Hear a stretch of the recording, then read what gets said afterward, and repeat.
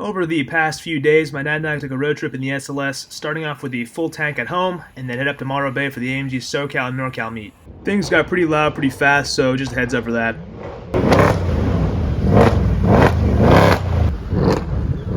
You made it! You made it! You made it! We actually watched the guy in the SLS 63 get pulled over doing triple-digit speed, so we were kind of shocked to see him out here. We kind of thought for sure he's going to get his car impounded.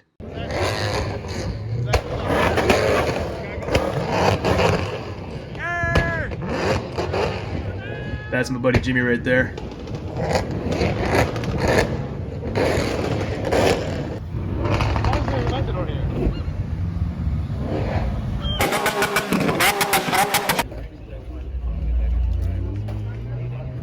Priscilla's 507 looking pretty fresh with the Tech Midnight Purple. Looks awesome in the sun.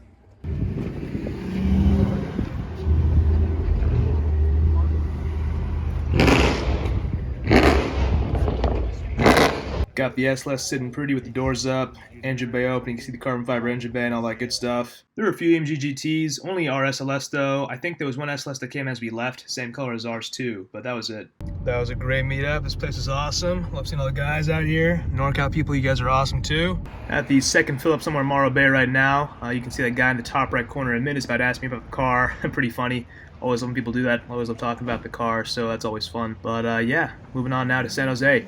Once I got to the Bay Area, I took the SLS out to a Highway 9 with one of my buddies with an E36, and we went out for a drive. Thing was awesome. Loved that road so much. Really great drive.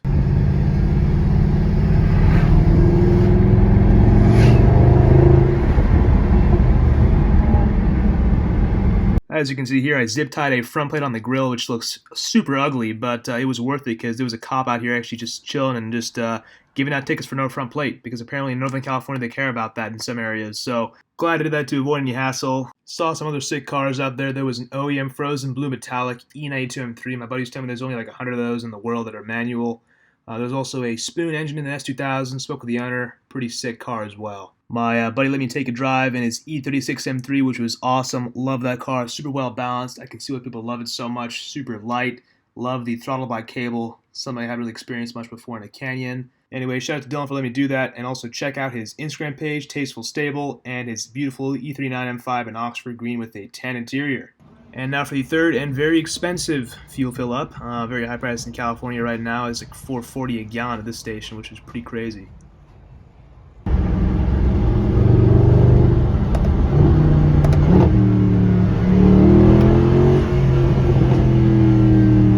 Met a guy named Thomas. He offered to take some pics of the SLS, so we went out the next day and took some pics of the sunset. Really appreciate it. Check out his Instagram right over here. Shout out to Thomas. It is about 6:30 a.m. in the morning. We're in San Jose right now. Trunk is basically packed up. It's kind of a small trunk, kind of hard to pack things, but yeah, getting ready to head out to Santa Barbara and head back home tonight. This car's been a blast so far. I've probably talked about it, but the canyons we went on today, or 2 days ago actually, just ate it up. It was perfect. And the fourth and final fuel fill up of the journey in, I want to say it was Carpinteria or Pismo Beach area. Here's the car in Santa Barbara. We just kind of chilled out for a little bit, hung out, checked it out and all that good stuff, and headed back home after this. They ask you how you are, you just have to say that you're fine when you're not really fine. Took about 3 hours to get home from Santa Barbara thanks to LA traffic, but other than that, everything was great. Now, the total gas cost ended up being $265.43, which, considering a canyon drive, messing around the highway and stuff like that, it's not too bad. I want to say it was around like 13 APG total for the entire trip, with including traffic and all that stuff, and also canyon driving. But if you're on the highway just cruising at like 85 miles per hour, or even a little less than that, you'd be getting around, I think, 19 to 20 miles per gallon in an SLS, which is not bad at all. The car's under very low stress at those speeds.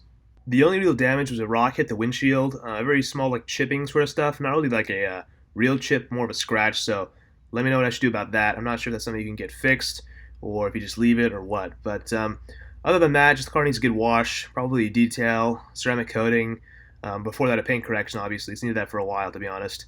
Interior could use some cleaning as well, and you have 2 people living in that car for about, 2 long drives from SoCal to NorCal. As you can see, the PPF really helped out on the front end there. The front bumper is just so low, it just picks up all the dirt and just debris. Hopefully you guys enjoyed this video. I'll be making more like this very soon. Let me know if you like it.